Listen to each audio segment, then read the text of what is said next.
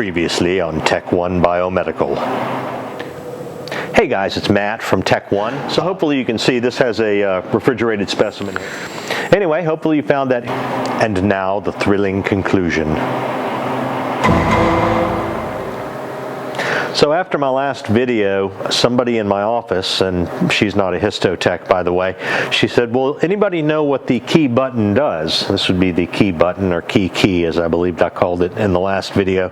And it occurred to me that some people may not, and it's actually another thing that I can maybe show you guys real quickly. This button will lock or unlock the keyboard on the cryostat. So if you hold it in for 5 seconds, and I'm not going to count down because you can count, you'll notice that the lights in between the time went out. So at this point, the keyboard is completely locked. No matter what I touch, nothing's going to move. And in order to unlock it, you hold it in for another 5 seconds,